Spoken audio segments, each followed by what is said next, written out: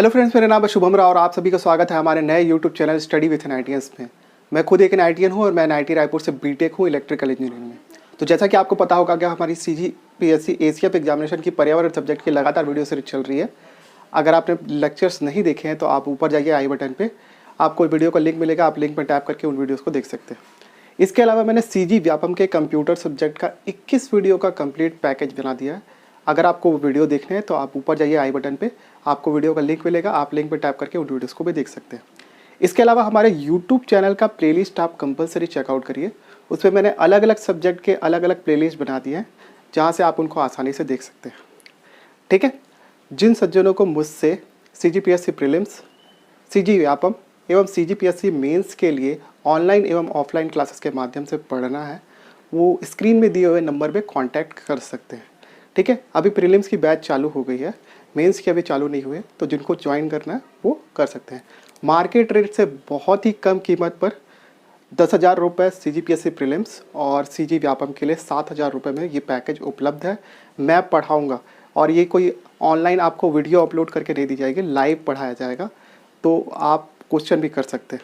ठीक है, बहुत सारे कोचिंग इंस्टीट्यूट वाले हैं जो ऑनलाइन अपने वीडियो अपलोड कर देते हैं, उसके बाद फिर बोलते हैं फिर तुम जानो तुम्हारा काम जाने, आपको पैकेज मिल जाता है, आप खुश हो जाते हो। ठीक है, लेकिन मैं आपको लाइव क्लासेस दूंगा। ठीक है, थोड़ा बहुत प्रमोशन मुझे करना पड़ता है ड्यू टू जो नए आए हैं उनको पता नहीं होता है, तो जो लोग पुराने हैं वो स्किप कर दे वीडियो को थोड़ी देर तक ले, लेकिन हाँ वीडियो को ज़रूर देखेगा जिसमें हम लोग 7 से 8 जुलाई का करंट अफेयर कंप्लीट कवर करेंगे, छत्तीसगढ़, भारत और अंतर्राष्ट्रीय घटनाओं पर आधारित। ठीक है, तो वो वीडियो ज़रूर देखिएगा। थोड़ा सा मैं प्रमोशन कर रहा हूँ। अगर आप यहाँ पे नए आए हैं तो प्लीज़ वीडियो को लाइक करिए, चैनल में नए हैं तो सब्सक्राइब करके बेल नोटिफिकेशन ऑन करना ना भूलें, इससे मेरी वीडियो की अपडेट आपको मिलते रहेगी। इसके अलावा आप थोड़ा सपोर्ट अगर करना चाहते हैं तो प्लीज़ थम्स अप डाल दीजिए और वीडियो को बिना स्किप करे आखिरी तक देखें, तो उससे मेरा ऑडियंस रिटेंशन बढ़ेगा। थोड़ा सपोर्ट मैं मांगता हूँ, अगर आप ऐसा करते हैं तो मैं आपको और वीडियो लेक्चर बना के दूंगा। ठीक है, इसके अलावा वीडियो को डिस्क्रिप्शन चेकआउट करके मुझे फेसबुक और इंस्टाग्राम पे कंपलसरी फॉलो कर लीजिए। इसके अलावा अगर आप व्हाट्सएप वाले लिंक पे जाके मुझे अपने नाम और लोकेशन के साथ सेंड करेंगे तो मैं आपको व्हाट्सएप सपोर्ट ग्रुप में जोड़ दूंगा। ऑलरेडी 200 से ऊपर मेंबर हो चुके हैं हमारे ग्रुप में, आप भी ग्रुप से जुड़िए और जो भी वहाँ पर सर्विसेज मिलती है उसका फ़ायदा उठाइए। ठीक है, तो ये था प्रमोशन। अब हम लोग चालू करते हैं इधर। ठीक है, सबसे पहले हम लोग छत्तीसगढ़ का करंट अफेयर देखेंगे 7 से 8 जुलाई के बीच में। उसमें पहला है आपका 7 से 16 जुलाई के बीच में आंगनबाड़ियों में वजन त्यौहार चालू किया गया। अभी वजन त्यौहार क्या होता है उसको थोड़ा सा जान लें। इसमें 5 वर्ष तक के बच्चों का वजन करके सुपोषण स्तर की जांच की जाएगी। ठीक है, जैसे कि मैंने आपको लास्ट क्लास में भी बताया था कि छत्तीसगढ़ के दंतेवाड़ा से सुपोषण अभियान की शुरुआत की थी भूपेश बघेल जी ने, बेसिकली कुपोषण की समस्या को दूर करने के लिए और एनीमिया की समस्या, एनीमिया मतलब खून की कमी, ठीक है, महिलाओं में खून की कमी की समस्या को दूर करने के लिए ये अभियान की शुरुआत की गई थी। ठीक है, उसका रिजल्ट के आंकड़े मैंने आपको लास्ट लेक्चर में बताए थे। 23% जो है वो छत्तीसगढ़ में अभी कुपोषण की स्थिति है। ठीक है, तो उसको और कम करने की अभी तैयारी चल रही है। तो ये वजन त्यौहार उसी के लिए मनाया जा रहा है। ठीक है, तो आपको याद रखना है 7 से 16 जुलाई के बीच में आंगनबाड़ी में वजन त्यौहार मनाया जाएगा। नेक्स्ट आपका करंट अफेयर है 12 जुलाई को आषाढ़ शुक्ल द्वितीया है, जिसके उपलक्ष्य में छत्तीसगढ़ के बस्तर में रथ यात्रा का आयोजन किया जाएगा। ठीक है, कोविड के चलते बहुत सारे इसमें पाबंदी है, लेकिन फिर भी हर साल की तरह जो रथ यात्रा निकलती थी वो निकलेगी बस्तर में। ठीक है, आपको मैंने बहुत सारे इसके बारे में फैक्ट बताए। गोंचा पर्व के बारे में जितनी भी अपडेट आती थी मैंने आपको बताया। ठीक है, इस रथ यात्रा के लिए रथ का निर्माण आपके बड़े धावदूर और आपके बेड़ा उमर गांव के कारीगर कर रहे हैं। ठीक है, और इसके अलावा मैंने नेत्रोत्सव के बारे में भी आपको बताया था, वो सभी चीज़ आप देख लीजिएगा। ठीक है, तो ये 12 जुलाई को आयोजन किया जाएगा रथ यात्रा का। नेक्स्ट है आपका राज्य पुलिस अकादमी, जो कि आपके चंखुरी में स्थित है। ठीक है, चंखुरी रायपुर में स्थित है। उसका नाम अब चेंज करके नेताजी सुभाष चंद्र बोस एकेडमी कर दिया गया है। ठीक है, हालांकि इसकी घोषणा बहुत पहले भूपेश बघेल ने की थी, नेताजी सुभाष चंद्र बोस के जन्मोत्सव के समय। ठीक है, लेकिन अभी आधिकारिक रूप से इसका नाम नेताजी सुभाष चंद्र बोस आपका राज्य पुलिस एकेडमी कर दिया गया है। ठीक है। राज्य पुलिस एकेडमी में डिप्टी कलेक्टर और उससे ऊपर रैंक के जितने भी अफसर रहते हैं उनकी ट्रेनिंग होती है, ठीक है। तो आपको ये याद रखना है।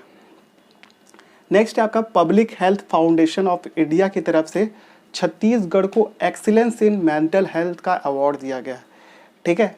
कोविड-19 के समय में आपका बेहतर तरीके से लोगों की निगरानी और उनके रख रखाव और उनकी मेंटल स्टेबिलिटी को बनाए रखने के लिए छत्तीसगढ़ को ये अवार्ड दिया गया, ठीक है। मैंने आपको लास्ट लेक्चर में बताया था national institute of mental health ये स्थापना की गई है, कहाँ की गई है? प्लीज़ नीचे कमेंट करके बताइए, अगर आपने लास्ट लेक्चर देखा होगा तो आपको पता होगा इसका आंसर, ठीक है। प्लीज़ कमेंट करिएगा जिनको पता है। नेक्स्ट हम लोग देखेंगे मुलमुला जांजगीर चांपा में प्रदेश का पहला योग केंद्र बनाया गया, ठीक है। बेसिकली ये थाने में बनाया गया है, ठीक है। थाना मतलब पुलिस थाने के अंदर, ठीक है। लेकिन वहाँ पर आम जन भी जा सकते हैं, ठीक है। तो अगर आपको योग करने में ज़्यादा इंटरेस्ट है और आप जांजगीर चांपा के बुलबुला के निवासी हैं तो आप इस योग केंद्र में जाकर सुविधाओं का आनंद ले सकते हैं, ठीक है। तो अगर आपको जाना है तो प्लीज़ जाइए। नेक्स्ट है आपका भारत सरकार ने सूक्ष्म खाद्य उद्योगों की श्रेणी, ठीक है। इसमें चावल आधारित उद्योगों के लिए धमतरी का चयन किया गया है, ठीक है। मतलब चावल आधारित उद्योग मतलब बहुत सारे उद्योग हैं जो चावल पे आधारित होते हैं, लाइक आपका राइस नूडल बनाना, मुरमुरा बनाना, राइस ब्राउन ऑयल, ठीक है। ये सारे उद्योग जो है वो चावल पर आधारित होते हैं। इनके लिए आपका धमतरी का चयन किया गया है, क्योंकि धमतरी आपको पता होगा, धमतरी हो गया, भाटापारा हो गया, तिल्दा हो गया, ठीक है। इसको आपका यहाँ पे बहुत सारी राइस मिल है, ठीक है। और उसका यूटिलाइजेशन करने के लिए भारत सरकार ने सूक्ष्म खाद्य उद्योगों के लिए, आपके चावल आधारित उद्योगों के लिए देश भर में से धमतरी का चयन किया है, ठीक है। इसमें भारत सरकार जो है वो आपका 10 लाख रुपए तक का अनुदान प्रदान करेगी, ठीक है। आपको ये भी याद होना चाहिए। नेक्स्ट है आपका पूर्व सांसद रामधार कश्यप, ठीक है। इनका निधन हो गया, ठीक है। बेसिकली ये अकलतरा के चोराभट्टी ग्राम के निवासी थे, उनका जन्म भी वहीं पर हुआ था, ठीक है। ये कहे के लिए फेमस है, जब छत्तीसगढ़ राज्य निर्माण की मांग उठ रही थी मध्य प्रदेश में, उन्होंने मध्य प्रदेश विधानसभा में कागज के टुकड़े फेंके थे, ठीक है। इसके अलावा जब छत्तीसगढ़ राज्य निर्माण हो गया उसके बाद 2002 में कांग्रेस की तरफ से अजीत जोगी जी ने उनको राज्यसभा भेजा। 2003 में ये अकलतरा से विधायक भी चुने गए, ठीक है। तो इनके बारे में ये सारी चीज़ें याद रखनी है। अभी इनका हाल ही में हार्ट अटैक से निधन हो गया, ठीक है। तो आपको ये सारी चीज़ें याद होनी चाहिए। नेक्स्ट है आपका वन अधिकार पत्र, ठीक है। वन अधिकार पत्र जैसा कि आपको पता है कि ये व्यक्तिगत रूप से और सामुदायिक वन अधिकार पत्र देने की घोषणा की गई है भूपेश बघेल जी द्वारा, ठीक है। बेसिकली बस्तर के दंतेवाड़ा, बीजापुर, सुकमा और नारायणपुर क्षेत्र के लोगों को ये वन अधिकार पत्र दिए जाएंगे, ठीक है। वन अधिकार पत्र संबंधी आपका ऑनलाइन मॉनिटरिंग सिस्टम की स्थापना की गई है और ये बेसिकली पायलट प्रोजेक्ट बेसिस पे है, ठीक है। और कोरबा एवं धमतरी जिलों में इसकी स्थापना की गई है। अब ये पूरा फुल्ली फर्निश्ड रूप से ये जो सिस्टम है वो लागू नहीं हुआ है, ठीक है। और बेसिकली वन अधिकार पत्र इसलिए दिए जाते हैं क्योंकि कई सारे आदिवासियों का जीवन जो है वो वनों पर निर्भर करता है, ठीक है। तो ये सारे वन अधिकार पत्र दिए गए, ठीक है। और वन अधिकार संबंधी ऑनलाइन जो भी आपका मॉनिटरिंग सिस्टम है उसकी पायलट प्रोजेक्ट की शुरुआत कर दी गई है कोरबा और धमतरी जिले में। तो ये था छत्तीसगढ़ का करंट अफेयर आपके 7 से 8 जुलाई के बीच में। भारत एवं विश्व का करंट अफेयर हम लोग थोड़ी देर में देखेंगे। तो चलिए फटाफट से 7 से 8 जुलाई के बीच में भारत का करंट अफेयर देख लेते हैं। उसमें जो सबसे पहली और बड़ी न्यूज़ आई है वो ये है कि मोदी कैबिनेट का विस्तार किया गया है, ठीक है। कुछ कैबिनेट मंत्रियों का इस्तीफा भी हुआ है, जिनमें प्रमुख थे आपका डॉक्टर हर्षवर्धन जो कि स्वास्थ्य मंत्री थे, उनसे इस्तीफा ले लिया गया। इंफॉर्मेशन एंड ब्रॉडकास्टिंग मिनिस्ट्री के से आपका रविशंकर शुक्ल जो कि हमारे देश के कानून मंत्री भी थे, उनसे इस्तीफा ले लिया गया। इसके अलावा रमेश निशंक पोखरियाल, इनका भी इस्तीफा ले लिया गया, वो हमारे देश के शिक्षा मंत्री थे, ठीक है। इसके अलावा प्रकाश जावड़ेकर जी जो कि पर्यावरण मंत्री थे, उनसे भी इस्तीफा ले लिया गया, ठीक है। तो ये कुछ महत्वपूर्ण नाम थे जिनके बारे में हमको जानना जरूरी है। लेकिन अभी नए मंत्री कौन बने हैं उनके बारे में भी जानना ज़रूरी है, तो वो इस लेक्चर में आपको ये भी दिखेगा। सबसे पहले तो जैसा कि मैंने आपको लास्ट क्लास में ही बताया था आई गेस, कि हमारे देश में भारत सरकार ने एक नवीन मंत्रालय की स्थापना की है जिसका नाम है आपका सहकारिता मंत्रालय। ठीक है, सहकारिता मंत्रालय का मेन जो मोटिव है, जिसकी थीम लाइन कह सकते हैं, वो है सहकार से समृद्धि। इसको ज़रूर याद रखना, ये है थीम लाइन सहकारिता मंत्रालय की। ठीक है, तो उसको याद रखिएगा। और जैसा कि मैंने लास्ट क्लास में ही आपको बता दिया था कि पहले सहकारिता मंत्री जो बने हैं वो है अमित शाह जी, जो वर्तमान गृह मंत्री भी हैं। इसके बाद है अर्जुन मुंडा, इनको ट्राइबल अफेयर का मंत्रालय दिया गया है। देखिए, मैं वो केवल उन्हीं मंत्रियों के नाम बता रहा हूँ जिनको एक्सक्लूसिव तरीके से दूसरे विभाग आवंटित किए गए। ठीक है, इसके अलावा जो भी बहुत सारे और भी मंत्री हैं उनके नाम मैं यहाँ पर नहीं बता रहा। ठीक है, ज़्यादा जानकारी के लिए अगर आप गूगल कर लीजिएगा या फिर आपको जो मैंने कटिंग प्रोवाइड की है ग्रुप में उसको देख लीजिएगा, आपको ज़्यादा जानकारी मिल जाएगी।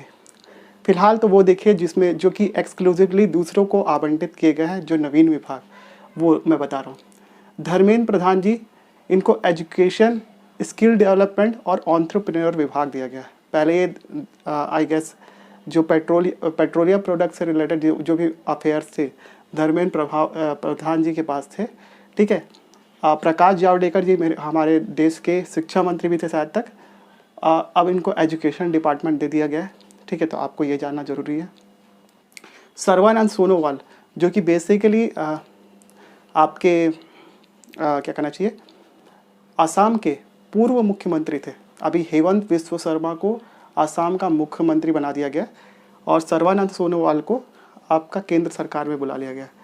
इनको पोर्ट्स, शिपिंग, वाटरवेज और आयुष विभाग आवंटित किया गया है। ठीक है, नेक्स्ट है आपका वीरेंद्र कुमार, इनको सोशल जस्टिस एंड एम्पावरमेंट का विभाग दिया गया है। नेक्स्ट है आपका पुरुषोत्तम रुपाला, इनको fisheries and animal husbandry department दिया गया है। ज्योतिरादित्य सिंधिया, ठीक है, ये कांग्रेस से भारतीय जनता पार्टी में शामिल हुए थे। ठीक है, उनको पहले राज्यसभा के लिए चुना गया, अब केंद्र में मंत्री बनाया गया है।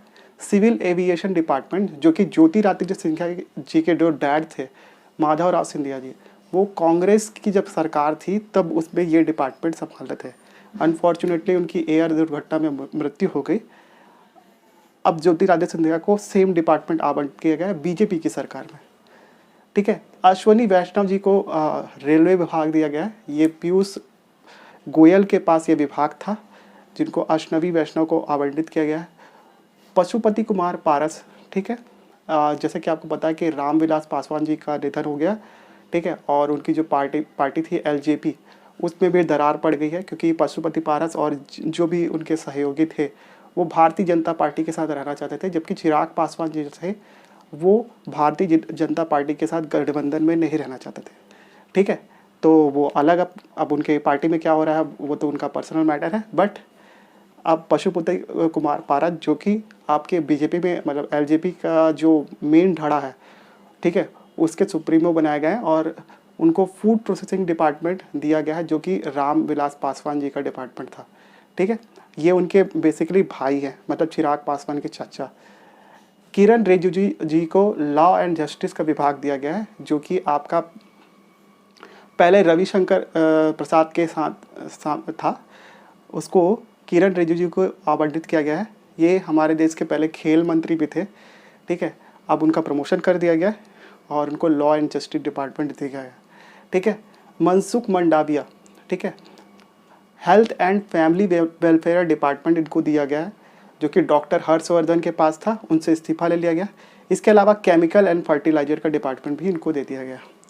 नेक्स्ट है आपका भूपेंद्र यादव, इनको environment, forest, climate, labour and employment विभाग दिया गया। ठीक है, इन्वायरमेंट डिपार्टमेंट आपका जैसा कि मैंने बताया आपको प्रकाश जावड़ेकर जी के पास था, उनका इस्तीफा हो गया, तो उनकी जगह भूपेंद्र यादव जो बीजेपी के पुराने नेता हैं उनको आवंटित किया है। ठीक है, जी किशन रेड्डी को culture, tourism, north east development का विभाग दिया गया है। ये पहले हमारे देश के गृह राज्य मंत्री हुआ करते थे। इसके अलावा अनुराग ठाकुर को इंफॉर्मेशन एंड ब्रॉडकास्टिंग मिनिस्ट्री दिया गया है, जो कि रविशंकर प्रसाद जी के पास था। इसके अलावा यूथ एंड स्पोर्ट्स डिपार्टमेंट भी इनको दे दिया गया है, जो आपका मेरे ख्याल से किरण रिजिजू जी के पास था। ठीक है, तो ये भी पहले हमारे देश के वित्त विभाग में राज्य मंत्री थे। ठीक है, अब उनका प्रमोशन कर दिया गया है और उनको कैबिनेट मंत्री का दर्जा दे दिया गया। तो ये था आपके केंद्रीय मंत्रिमंडल का विस्तार। इसके अलावा भी बहुत सारे मंत्री बने हैं, आप उनका नाम जाके देख सकते हो, जो कि मैंने पेपर कटिंग दी थी। ठीक है, नेक्स्ट है आपका 20 से 28 नवंबर 2021 को 52nd international film festival Goa का आयोजन किया जाएगा, जो कि हमारे लिए काम की चीज़ है। इसको याद करना, डेट भी याद रखना, 20 से 28 नवंबर 2021 को।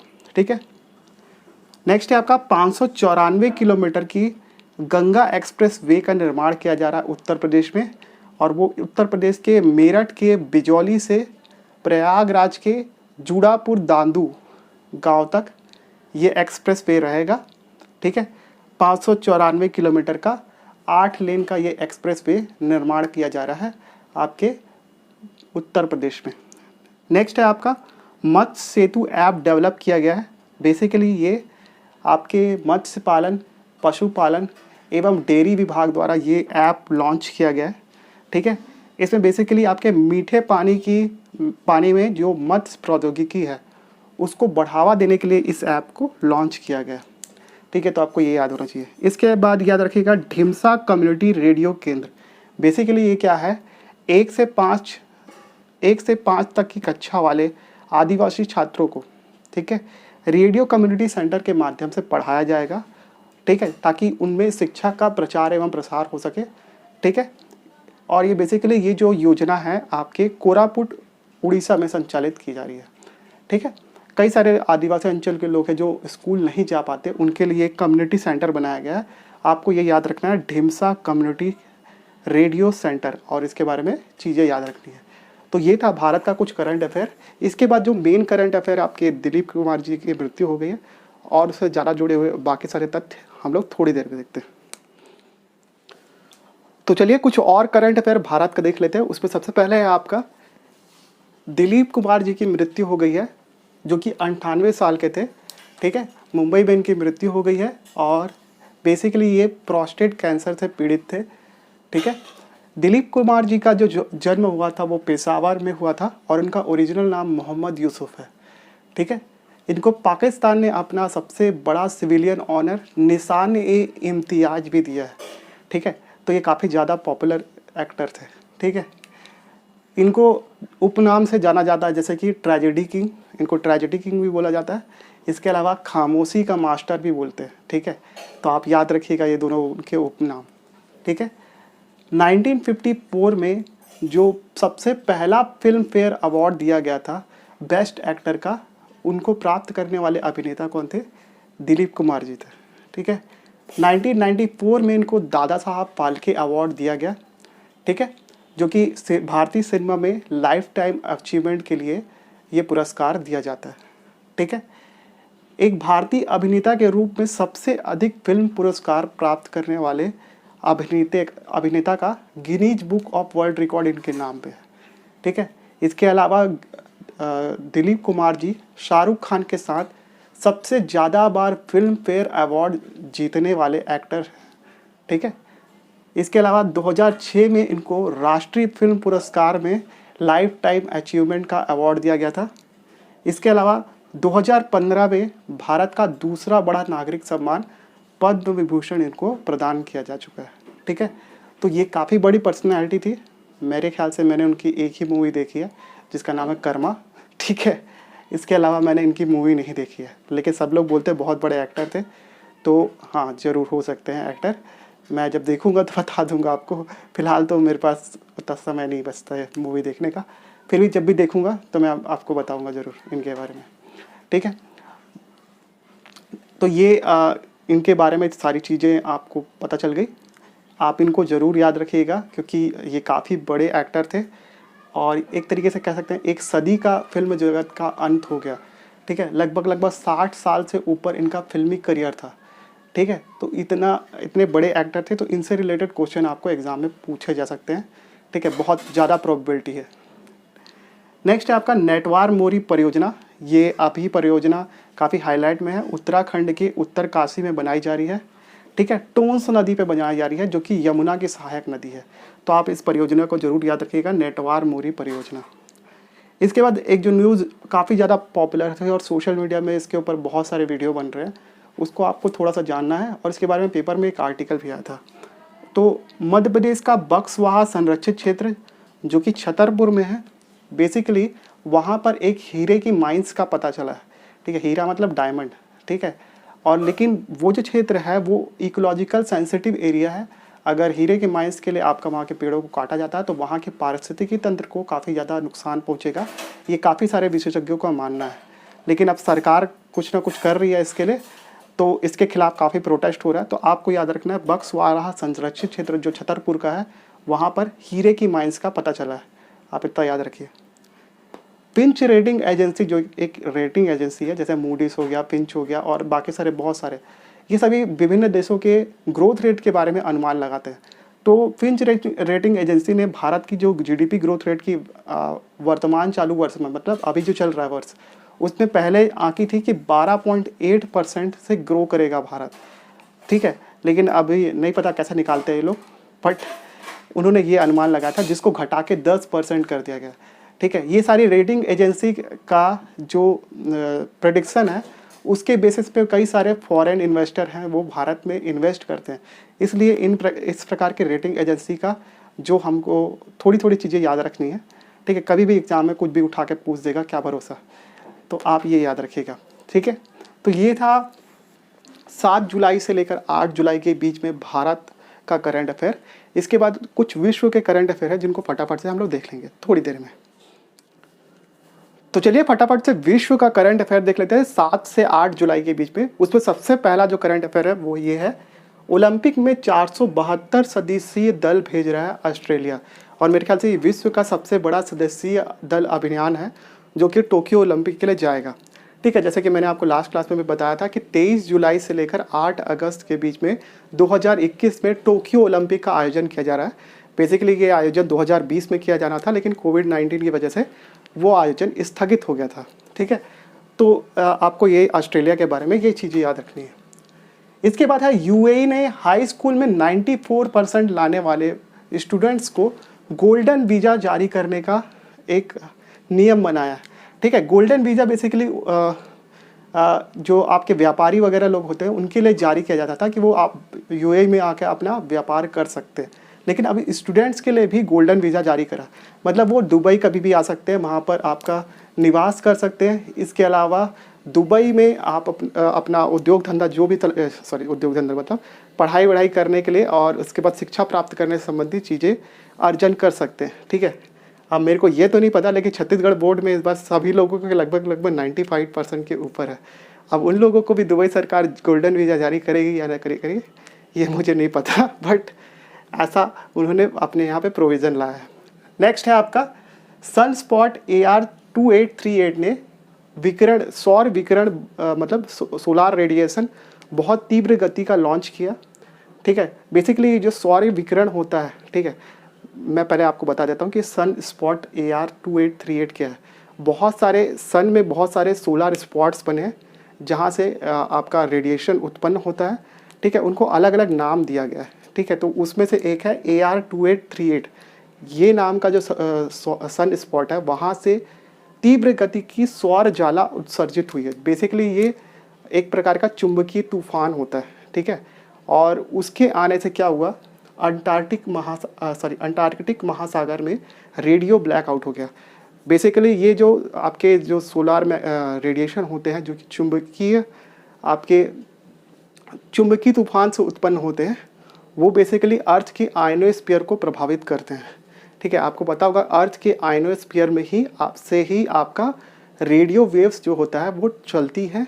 ठीक है, और उसी क्रम में आपका अंटार्कटिक महासागर में रेडियो ब्लैकआउट हो गया, मतलब वहाँ पे कोई भी प्रकार के रेडियो उपकरण काम नहीं कर रहे। ठीक है, तो आपको ये याद रखना है। नेक्स्ट है आपका जेफ बेजोस, जो कि आपके अमेजोन के फाउंडर थे।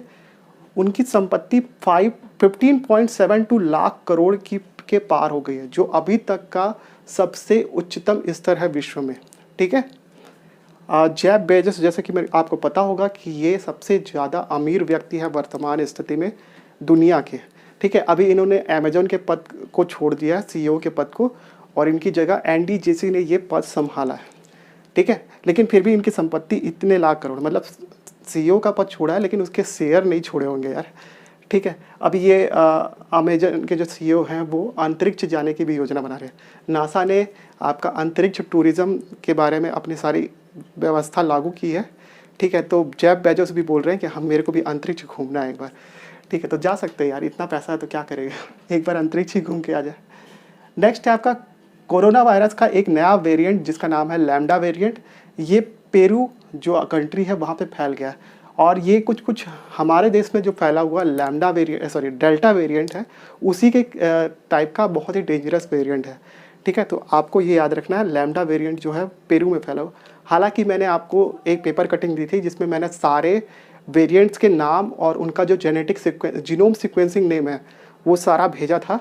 अगर आपने वो देखा होगा तो आपको पता होगा। ठीक है, इसके अलावा ये जो वेरिएंट है आपके ब्रिटेन और बाकी सारी कंट्रीज़ में फैल चुका है।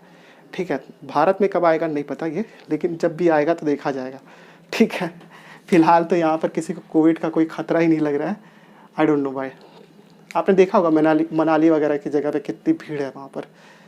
मनाली का छोड़ दो यार, रायपुर में मैं तो आपको एक वीडियो शेयर करूँगा, बहुत मज़ेदार वीडियो है, देखना उसको। कोविड-19 के चक्कर में आपका जापान में टोक्यो में आपातकाल लगा दिया है। बेसिकली जो टोक्यो में आपातकाल लगाने की मेन वजह थी, आपका जो ओलंपिक खेलों का वहाँ पे आयोजन किया जा रहा है उसके मद्देनज़र ये आपातकाल लगाया गया। ठीक है, तो ये आपातकाल वैसे वाला आपातकाल नहीं है, केवल खेल संपन्न होने तक ये आपातकाल लगाया गया है जापान में।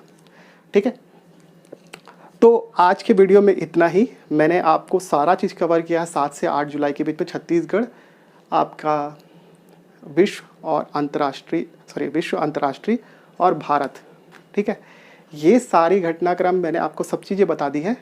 आप, मुझे पता है कि कई सारे लोग बोल रहे हैं कि मैं आपके जो रेगुलर वीडियो बना रहा था पर्यावरण से रिलेटेड वो अब नहीं डाल रहा हूँ यूट्यूब चैनल पे। ठीक है, मैं उसको जैसे ही मेरा करंट अफेयर का जो टाइमिंग है वो मैच हो जाता है, जैसे अब हम लोग 8 तारीख तक कर लिए हैं, 10 तारीख तक, आज 11 तारीख है, वो जब एक बार सीक्वेंस में मैच हो जाएगा तब मैं आपको जो मैं रेगुलर क्लास देता था वो मैं आपको प्रदान करूँगा। लेकिन हाँ, उसके लिए ज़रूरी ये है कि आप प्लीज़ अभी वीडियो को लाइक कीजिए, चैनल में नए हैं तो सब्सक्राइब करके बेल नोटिफिकेशन ऑन कर लीजिए। इसके अलावा कमेंट सेक्शन में थम्स अप डाल दीजिए और शेयर करिए इस वीडियो को एटलीस्ट उन लोगों को जिनके पास पैसे नहीं है कोचिंग इंस्टीट्यूट को देने के लिए, या फिर मैं मंडी निरीक्षक, एसीएफ, सीजी व्यापम, सीजीपीएससी से जुड़े हुए बाकी सारे एग्जाम की तैयारी कर रहे हैं। डिस्क्रिप्शन में जाके मुझे फेसबुक और इंस्टाग्राम पे फॉलो कर लीजिए और हमारे व्हाट्सएप सपोर्ट ग्रुप से जुड़िए। कम्युनिटी जितनी ज़्यादा बड़ी होगी हम लोग एक दूसरे की ज़्यादा हेल्प कर पाएंगे। ठीक है, तब तक के लिए thank you so much for watching this video. Have a good day.